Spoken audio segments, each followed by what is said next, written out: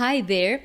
Welcome to another English for Real episode. English for Real? What's that? Yeah, English for Real live conversations. It's a series and I created it for you because you are stuck at a certain level, let's say at the intermediate level, and you want to speak fluently and you want to become advanced. But you think you will learn vocabulary the old way, keeping endless list of words with definitions and even translations into your own language? Let me tell you, you've been doing it all wrong. So on each episode, we'll go over a dialogue, we'll analyze the vocabulary in context, and after that, you'll have the possibility to role play it or practice it with me. So without further ado, let's dive into it. Don't forget to subscribe if you're not already. It means a lot. So here we have a professional conversation, maybe between the project manager and the person in charge of carrying out a certain project. This vocabulary creates a natural dialogue that reflects the challenges of working on a difficult project. So let's read it thoroughly first. Hey, how's the project going? You've been putting in a lot of work lately. Yeah, I've been trying to excel at this one. It's tough, but I think I'm starting to navigate through the tricky parts. There's a lot to refine though before it's perfect. I can imagine. It's always the small details that make a difference. Have you had a chance to tweak the design? I know you were a little unsure about a few things last time. I've made a couple of adjustments, but I'm still figuring out some of the finer points. I anticipate needing to make more changes before we finish it. I'm definitely prone to overthinking, so that's holding me back a little. I get that. It's easy to get caught up in the details, but you shouldn't be afraid to venture outside your comfort zone. Sometimes taking a little risk can really pay off. True. I just don't want to gamble with something that could diminish the overall quality. I'd hate to make a choice that hinders the project in the long run. Yeah, I get that, but remember, it's all about balancing things out. You can't let perfectionism restrain you from making progress. You're doing great, and you'll convey that with your work. Thanks, that helps. I'll try to keep that in mind. I'm just trying not to let the pressure hinder my creativity too much. I'm sure it'll all come together in the end. It will. Just keep pushing forward and don't be afraid to take a few risks along the way. So now let's go over each verb. Here we have the second interaction. Yep, I've been trying to excel at this one. So excel means to be extremely good at something. So I've been trying to be extremely good at this one. I've been trying to stand out. It's tough, but I think I'm starting to navigate through the tricky parts. So when you navigate through something, it means that you deal effectively with something. It could be a difficult situation, for example. So here I'm starting to navigate through the tricky parts. I'm starting to sort out the obstacles and navigate through the tricky parts. So I am overcoming the difficulties. That means navigate, to deal with a situation effectively. So there's a lot to refine though before it's perfect. So refine means to improve something by making small changes. So there is a lot that needs to be improved. Yeah, there is still room for improvement, you can also say. Yeah, let's move to the next one. I can imagine. It's always the small details that make a difference. Have you had a chance to tweak the design? So the verb tweak means to change something slightly, but in order to make it better. You see, so little tweaks here and there to have a better result. So to have a more effective result. Then the next one, I've made a couple of adjustments, but I'm still figuring out some of the finer points. I anticipate needing to make more changes before we finish it. So anticipate means expect. Yeah, I imagine. So I was expecting to make some changes before we finish it. So when you anticipate something, it means that you expect that something will happen.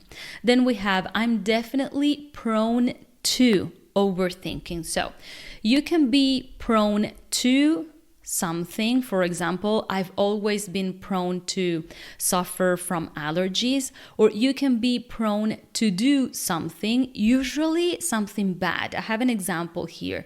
Tired drivers are prone to ignore warning signs. Yeah, so remember, you can be prone to something, so to suffer from something, it means you are prone to, you are likely to suffer from something, or you can be prone to do something, likely to do something.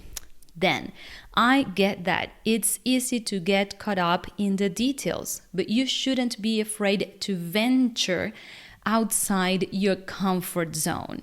So venture means to take a risk, to do something that it might be unpleasant or something that you don't feel like doing. There is an expression here that could be used, like, for example, you shouldn't be afraid to step out of your comfort zone, or to step outside your comfort zone, you can also say. So remember, to venture means to take a risk that might result in something that is not very successful. So you see, but here the person is suggesting, is giving advice. You shouldn't be afraid to venture outside your comfort zone. The next one, true. I just don't want to gamble with something. So I just don't want to take a risk. You see, I don't want to take any risks that could diminish, that could affect, you see, that could reduce the overall quality, that could I always forget to click so that you see the definition on the screen. So the verb gamble is also used to refer to betting money. So you can gamble on horses, for example, when you go to horse races, or you can even gamble on the stock market, you see? So I don't want to take any risks with something that could diminish, that could decrease, that could reduce, that could affect the overall quality of the project. I'd hate to make a choice that hinders the project in the long run. So I don't want to make a choice that limits the development of the project in the long run. You see, so I don't want to gamble, I don't want to take any risks, I don't want to bet anything that could be that could not be beneficial, because that could affect, diminish the overall quality, and I hate to make a choice that hinders, you see, that limits the development of the project in the long run. Then yeah, I get that, but remember, it's all about balancing things out. You can let perfectionism restrain you, so you can let perfectionism stop you from making progress, you see? So restrain means to limit or stop somebody from doing something. So you can let your perfectionism stop you from making progress. You're doing great, and you'll convey that with your work. So convey means to communicate an idea effectively and successfully, you see? So in this situation, it could be you are doing great, and you'll show that with your work, you see? You will communicate that with your final project when you show your final project, you see? Convey can also collocate with a message. You can convey a message, you see? So you convey an idea successfully. And then here we have hinder again. I'm just trying not to let the pressure hinder my creativity too much. So I don't want to let the pressure stop my creativity, limit my creativity too much. And then it will just keep pushing forward, and don't be afraid to take a few risks along the way. Hey, stop. I saw you. You were going to leave. No. This is the most important part. It's role play time. So I'll start with the first interaction, and then you go. And after we finish the dialogue, we'll switch roles. So remember, it's time for you to practice. Pause the video, say it out loud, take your time. There's no need to hurry. Yeah? Let's go. Hey, how's the project going? You've been putting in a lot of work lately.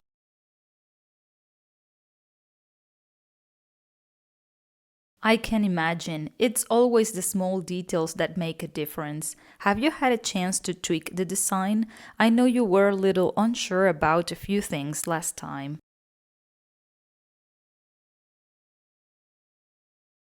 I get that. It's easy to get caught up in the details, but you shouldn't be afraid to venture outside your comfort zone. Sometimes taking a little risk can really pay off.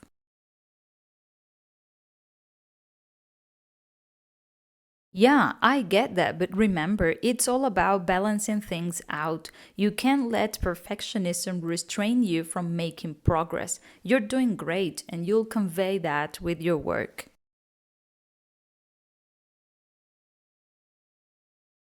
It will. Just keep pushing forward and don't be afraid to take a few risks along the way.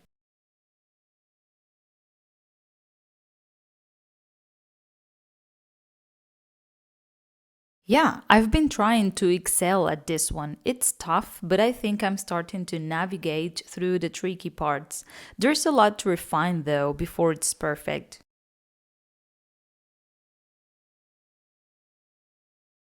I've made a couple of adjustments, but I'm still figuring out some of the finer points. I anticipate needing to make more changes before we finish it. I'm definitely prone to overthinking, so that's holding me back a little.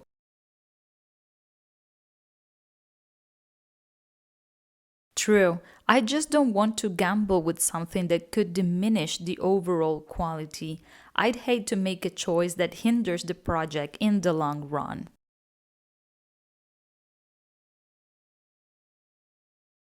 Thanks, that helps. I'll try to keep that in mind. I'm just trying not to let the pressure hinder my creativity too much. I'm sure it'll all come together in the end.